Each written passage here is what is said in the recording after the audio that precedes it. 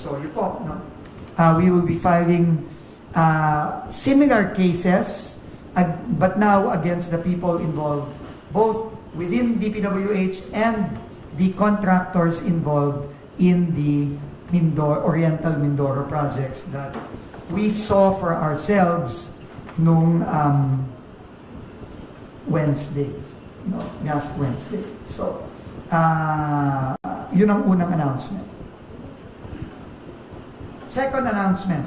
Kahapon, nakakuha kami ng report galing kay Senator Raffy Tulfo about a official of the DPWH. His name is Attorney Mikael Tupas, Attorney for Legal Service.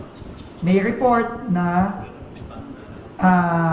medyo abusado itong opisyal na ito ng DPWH. Ayaw daw siyang papasukin sa isang gated na subdivision ng isang guard. Nagalit siya, pinagmumura niya yung guard, tapos binalikan pa niya, may kasama daw na pulis ba?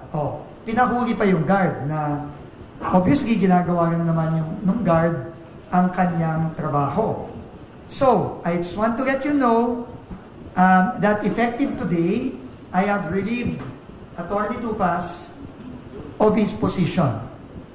Relieve ko na siya ngayon. Ito, I will give you copies of this relief order that I signed today. And I have asked the security guard and the wife of the security guard na nagsumbong at nagreklamo kay Senator Raffy Tulfo na mag-file ng official complaint sa DPWH para ma-process na natin yung complaint na yon at para kung totoo yung allegation against Attorney Tupas, pasensyahan tayo, Attorney Tupas. So we will not tolerate abusive behavior dito sa DPWH. Kagaya nung hindi natin pag-tolerate ng abusive behavior sa DOTR, sa LTO, sa LTFRB, hindi natin ito tolerate ang mga abusadong mga opisyal ng gobyerno dito sa DPWH. At ito nagsaserve ng warning sa mga taga-DPWH. Kapag may reklamo sa inyo, at ito ay na-validate namin, kung ano yung mangyayari at nangyari dito kay Attorney Tupas, mangyayari din sa inyo. Uulitin ko, rinilieve ko na, as of today, si Attorney Tupas. At sana mag-file po ng complaint by next week, yung security guard, yung kanyang asawa, yung kanyang pamilya, at makakaasa sila na aksyonan natin ito ng mabilis. At nagpapasalamat na po ako kay Senator Raffy Tulfo. Sir, maraming salamat po sa kanyang Chief of Staff, si Attorney Gareth. Maraming salamat at pinaabot nyo agad-agad sa amin kahapon itong report sa inyo na ito. Ikatlo, gusto kong malaman ninyo, kasi marami na rin nagtatanong, no? Ano ang mangyayari sa mga proyekto? Halimbawa, yung proyekto sa Bulacan, itong proyekto sa Mindoro. Ano mangyayari dyan? Kasi kailangan pa rin yan. Kailangan ng flood control sa Bulacan, obviously. Kailangan ng, sabi ni Governor Bons Dulor, kailangan natin ng flood control sa Oriental Mindoro. So, gusto ko malaman sa inyo na may separate tayong team aparte dun sa mga nagfa-file ng criminal cases dito sa mga proyektong talagang binastos nitong mga contractor at ibang kawani ng DPWH na to at ninakaw ang pera ng tao at obviously either walang ginawa o substandard ang ginawa. Nag-assign tayo ng separate team para habulin yung mga contractor na binaboy ang mga proyektong ito. So, unang-una, hahabulin natin lahat ng bonds, lahat ng warranties and securities na nasa kontrata nitong mga contractor na ito. In-inform ako na para sa mga structure tulad ng flood control, 5 years pwede silang habulin. Meaning may warranty dapat yan. Parang pagka ikaw ay bumili ng TV, may warranty yan. At kailangan yan palitan ng buo kapag sira. So obviously, kung ghost, hahabulin natin itong mga to. Nasa kontrata yan. Ito na yung part ng mga civil obligations, no? Yung kailangan ibalik ang pera ng taong bayan. Isa pa na i-anunsyo ko ngayon, aparte dun sa paghahabol sa bonds, sa warranty, sa securities, next week, nag-set po ako ng meeting sa Monday ba? Sa Monday, sa Anti-Money Laundering Council. I will meet with the Anti-Money Laundering Council sa Lunes para ma-discuss na natin ang possible freezing and later on forfeiture of assets ng mga involved dito sa grabing pagnanakaw ng pondo ng bayan. Alam nyo, importante po ito, kailangan kong i-emphasize, dahil hindi sapat yung makulong, hindi sapat yung managot.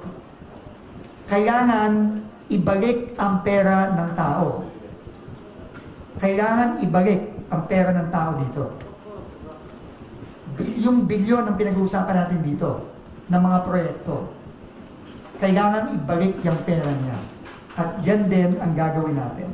So lahat ng pa-file natin ng criminal case sa ombudsman, meron niyang kakambal na proseso para ibalik ang pera ng taong bayan. At yon ang tatlong gagawin natin. Bonds sa kontrata, warranties and securities sa kontrata, at third, makikipag-ugnayan tayo sa Anti-Money Laundering Council para sa eventual freezing at forfeiture ng kanilang mga assets para maibalik ang pera ng taong bayan.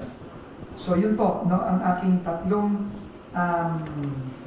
i-anunsyo ngayon. So bago ko tumanggap ng tanong, uulitin ko, sabi ng Pangulo, bilisan ang pagpa-file ng kaso, siguraduhin maibalik ang pera ng mga kababayan natin.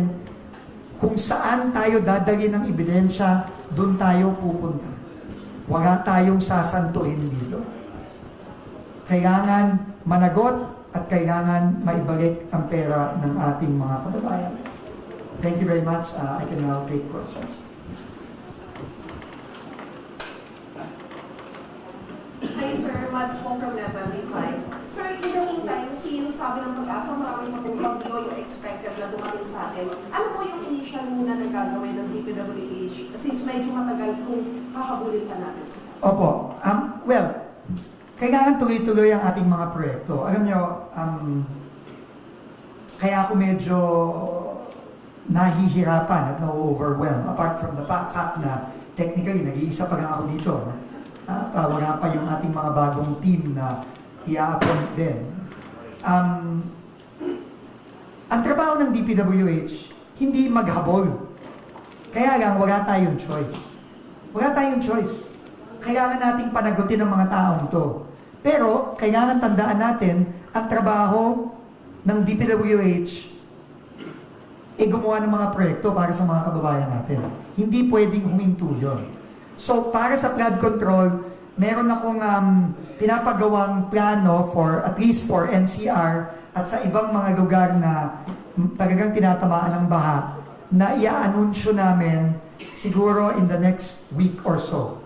No, ito ay kasama na rin dun sa planong suporta na ibibigay ng private sector na inanunsyo, I think 2-3 weeks ago ni Mr. Ramon Ang. So kami ngayon ay nakikipag-coordinate sa private sector para mag-mobilize ng isang malaking proyekto para kahit papano maibsan ang mga baha, lalo na yung mga paparating na baha, dahil sa mga paparating na bagyo sa mga susunod na linggo at susunod na buwan.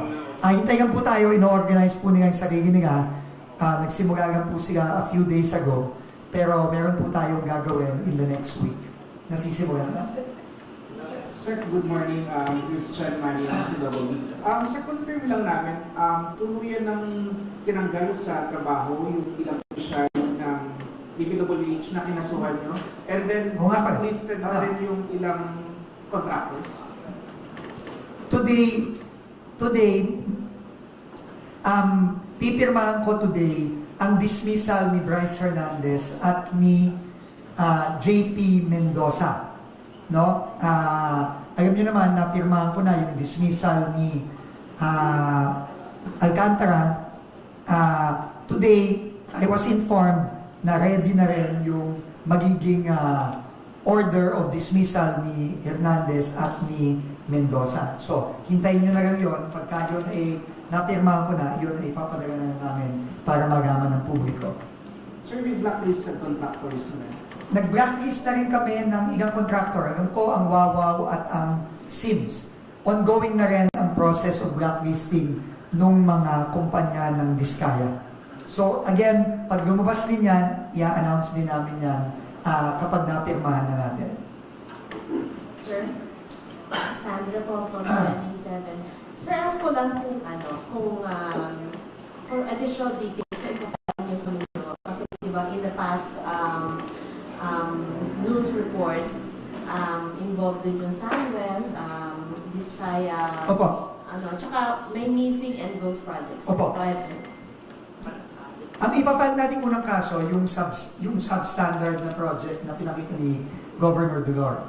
Tatlo po ang contractor doon. 7 packages po ata yun sa aking pagkakaalam, no? 5 package ay SunWest ang contractor.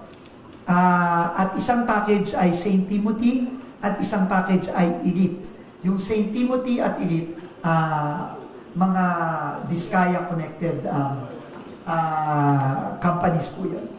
So yun po, we will be filing the same cases that we filed against Wawaw, St. Timothy, Sims, and IM that we filed yesterday. And also against the involved DPWH personnel. Mga ilan po yung DPWH and how high? Magagaman po natin next week. Ang sana. Hintayin na lang po natin yung pag-file natin ng kaso sa Wednesday. O yan, sinasabi ko na kung kaya lang magpapay para hindi kayo magugulat. Hi Sir Lance po from Newswatch Plus. You've mentioned sir yung SunWest, isa doon sa mga kasuhan and then St. Timothy and Elite. Have we identified like the personalities na doon sa SunWest na kasama sa kakasuhan? Ginagawa na po yun ng mga abogado natin ngayon. Madali na po makita yan sa SEC records. Natin yan. So, hintayin na lang po natin yung mga pangalan ng mga isasama sa kaso. Ano yan? Very similar yan sa kasong final natin. Ayaw natin dito ng complicated. No? Ang sabi nga ng mga abogado natin, kailangan kung magfa-file tayo, kailangan sigurado tayo sa ebidensya at sigurado tayo na open and shut case ito. So, yun ang gagawin natin sa lahat ng mga ipa-file natin sa mga susunod na araw, susunod na linggo, habang inihintay natin na magsimula na ang trabaho ng Independent Commission on Infrastructure. After mabuo at nagsimula na ang Independent Commission on Infrastructure, ang role na ng DPWH noon ay pag-provide ng information. Pero habang wala pa yon, kami po mismo ang magfa-file ng mga kaso. Sir, Tribune Pagsatas po. Yes, sir. Sir, from ang una yung kalumpit, sir, mukhang problema doon, hindi lang yung flood control, holistic. Pero regional development housing, sir, may provincial development council. Na-consult ba yun, sir, during the past time na yun, na dapat ganito yung gawin ko? Pag pinakpan mo lang yung mga gilid na milo, tapos hindi mo rin nilo kayo milo, wala rin. Apauting. Would you comment, sir? Unang-una, kukomentahan ko muna yung sinabi mo, no, na hindi yung flood control ang problema. Kaya nga po dun sa executive order ng ating Pangulo, na ginabas kahapon, hindi yan po flood control. It's review ng lahat ng infrastructure ng nakaraang 10 taon. So, unang-una po yun. Ikalawa po, mukha pong hindi na konsulta ang probinsya, ang local, provincial at regional development council. Kasi yun po ang na-confirm natin kay Governor Dulor mismo sa Mindoro. Tinanong ko siya diretso, Gov, alam mo ba ito? Sabi niya, hindi. Nagulat na lang kami na tinayo na ito. Hindi nga daw kumuha ng building permit eh. So much less nagkonsulta. Walang consultation. Itong mga proyektong to. Marami sa mga proyektong to, hindi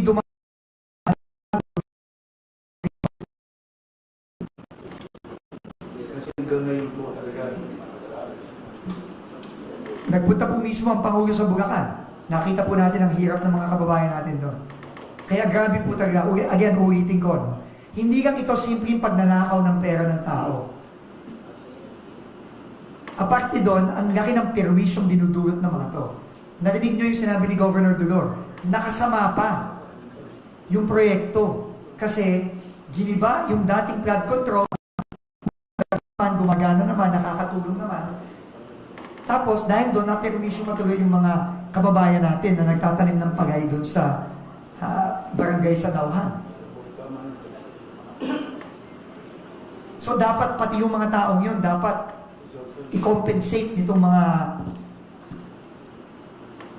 taong ito na nagnakaw itong mga pera to.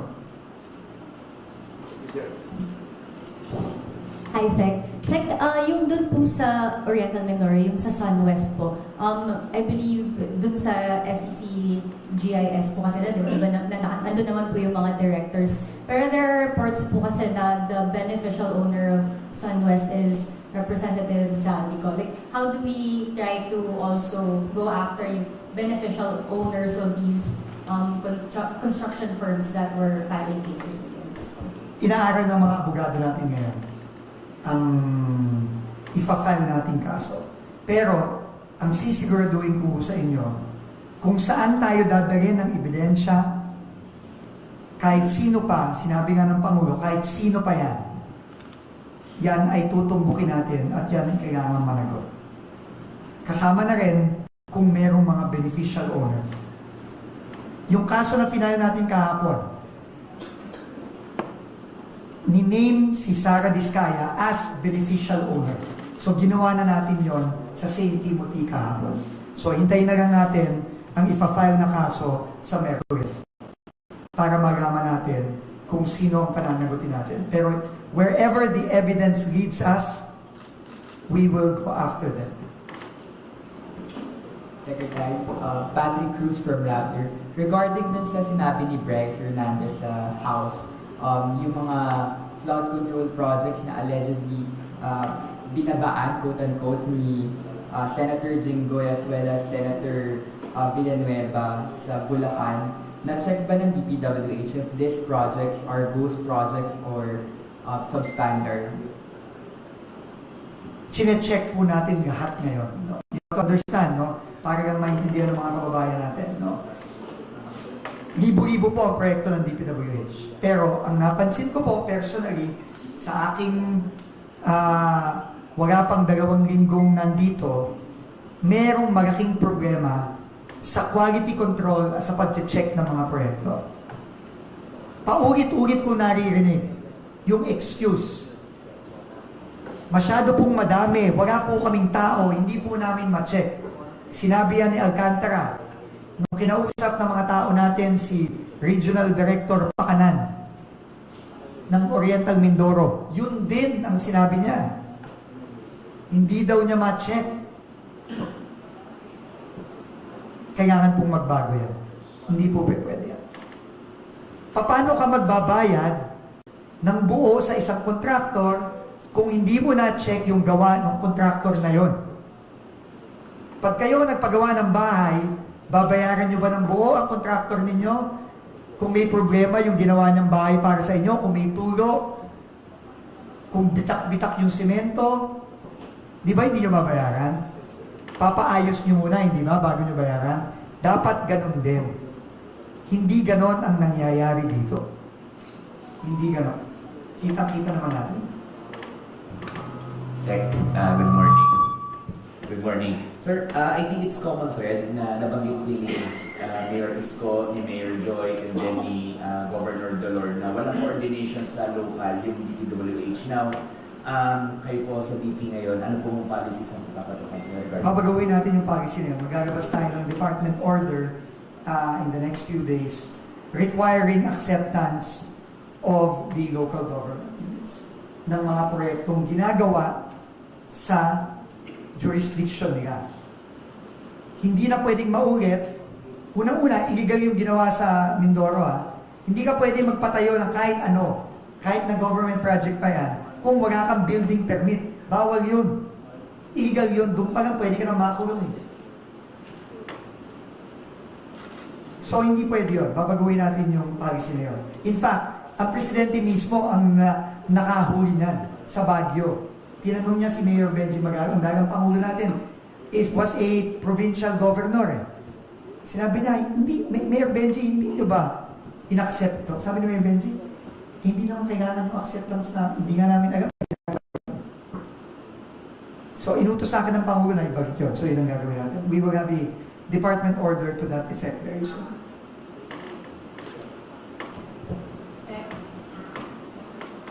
Yes? Nakatakda po kayong mag-meeting with DPWH, Mark Villar. Pwede ma-share lang kung ano yung mga target na topics na mapag-uusapan yun? Kung ano po ang tinanong ko sa dating mga secretaries, kay Secretary Ping Lizos at Secretary Babe Singson, doon yung tatanungin ko. Pero kaya ako din tanungin, yung mga gumagabas ngayon. No? Yung mga gumagabas na issues ngayon, kaya ako din tanungin. Yung mga project na implement nung past administration, kaya ako din tanungin yun. So lahat yun, ay tatanong ko kay Senator Mark Villar. Kay Senator Mark Villar, dating Secretary Mark Villar.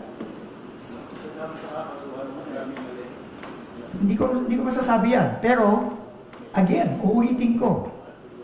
Kung sino ang ituturo ng ebidensya, tutumbok tayo doon. At sabi ng Pangulo, wala tayong sasantuhin.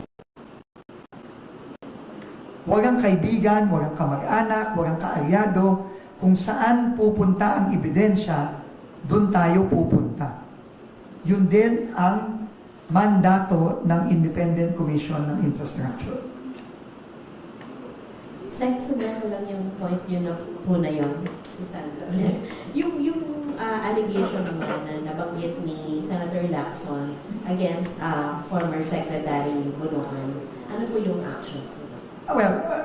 Kagaya nung alam niya, consistent sa policy natin na kapag may nabanggit na either former or official at contractor ng DPWH, nag-request po kami ng lookout order bulletin sa DOJ dun sa mga nabanggit ni Senator Lacson sa kanyang privilege speech, kasama na si former Secretary Manuel Bunuan.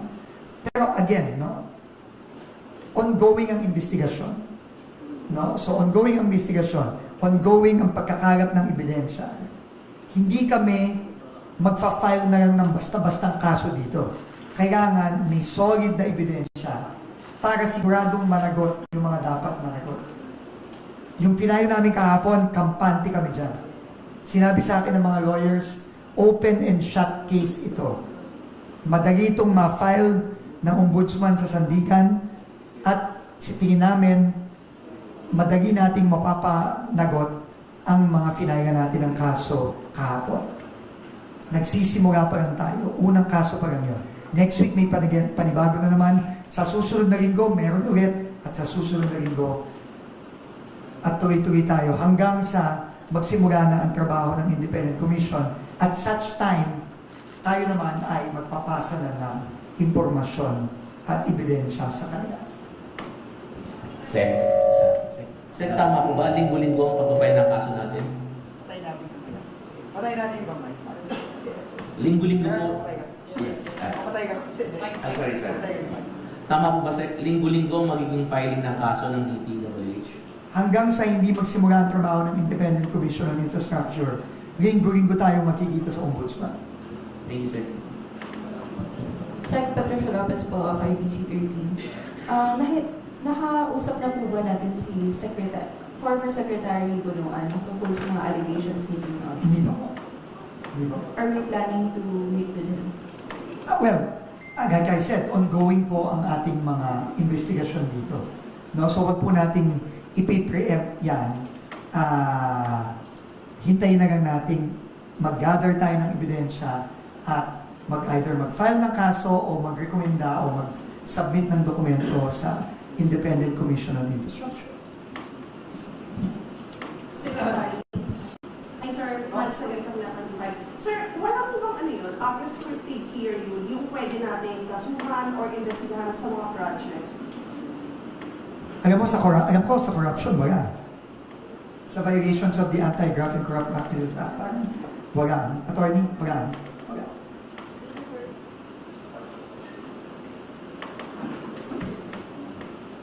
Sir, kunin ko na po yung ano yun, yung reaction niyo po tungkol dito sa pinost ni Congressman Kiko Barsaga, saying na you are loyal daw kay Romualdez and sa 2026 namin na mamamatay sa baha tapos siya naman ang mag-represent. Your thoughts on this? Well, hindi ko po kilala si Congressman Barsaga. I don't want to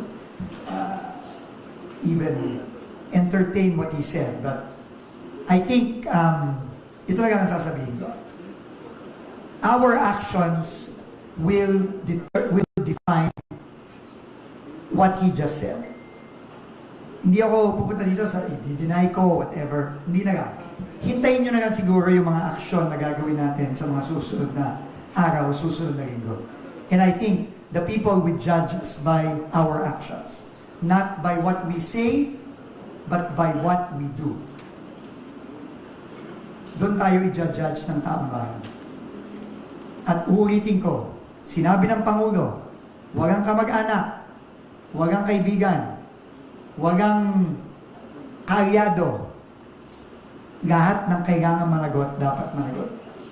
And our actions in the next few weeks, I think, will allow the people to judge us, whether meron ba tayong sinasanto o wala. Pero saan po kaya galing yung parang claim niya na yun? You should ask him, not me. Are very friends, sir, with I don't know him at all. si House Barsaga? Speaker po. No, I know House Speaker. Who doesn't know House Speaker Martin Romualdez? No? I know him. I've known him since even during the past administration. He was a congressman and the majority leader. But it's immaterial. Immaterial yun. Pero, salita lang yun eh. Pag sinabi ko kasi dito na immaterial yun, bagay-bagay yun, ano yun eh? Salita lang yun eh. But I think, at the end of the day, we are judged by our actions. Hi, sir. I'm Jay Salcedo po from Inquirer. Dito po, sir. So, di ba sabi niyo po kanina, on Monday, mag-meet kayo with AMLAC para po sa pag-build po ng assets. Kanya na po yung mga personalities po na involved po. Kanya na po the personalities specifically po na kumbaga, involved po doon sa Monday meeting na yun. They're all in the complaint we filed yesterday. So, all those po na na-file nyo kahapon. Nandun na sa complaint. Nandun na sa complaint. Siyempre, may complaint na tayo eh. Di ba? Ganoon naman ang procedure. May complaint, then pwede na tayong pumunta sa AMLC. So yun ang gagawin ko sa Lunes. Sir, additional detail lang on Bidor again. In terms of scheme, meron po ba kayong kakaibang nakita doon? O kapareho din Saan po? ito? Saan po? Sa Mindoro? Sa Mindoro, oo. Well, What have you found out so far? Go ahead, sir. well, clearly, doon pa nakita mo na 12-meter pile dapat ang ibabaon. Nakita ko nakapirma mismo si RD Pakanan doon sa plano. 3 meters lang ang pinal. Nung tinanong si RD Pakanan, bakit ganon? Eh sir, wala ko kasi akong sinabi niya doon sa mga kumausap sa kanya, wala ko kasi kaming capability na i-monitor yung pinapasok. Hindi pwede. Yung pinapile niya, hindi pwede yun. Sir, in terms So, of pollution, well, what have you found out? hintayin na lang natin yung complaint. Ongoing pa rin yung investigation and evidence gathering natin ngayon. Sir Joshua from Billionaire po. Sir, magpupursue po ba ng charges ang DPWH siguro sa mga congressmen na contractors at the same time na mapatutunayan na may conflict of interest? Uulitin ko, kung saan tayo dadali ng ebidensya, doon tayo pupunta. Hintayin na lang po natin. Sir, Lawrence Tanoko, Radyo Pilipinas. Sir, meron pa tayong ibang bibisitahin mga probinsya para po dito sa mga... Meron. Ano Next week po pupunta ako ng La Union at Baguio kasama ni Mayor Benji Magalo. On Tuesday. Sir Bernard from PTV4. Sir, balikan ko lang yung Oriental Mindoro. Magkano po yung eksaktong amount na pinag-uusapan natin dito sa Bruce Project? Bibigay ko yung detalye kapag nag-file na kami ng kaso. And your statement, sir, may Black Friday protest ng ilan nating kababayan regarding the flood control projects. Unang-una, para sa ating mga kababayan, naintindihan po ng Presidente, naintindihan po namin ang inyong galit.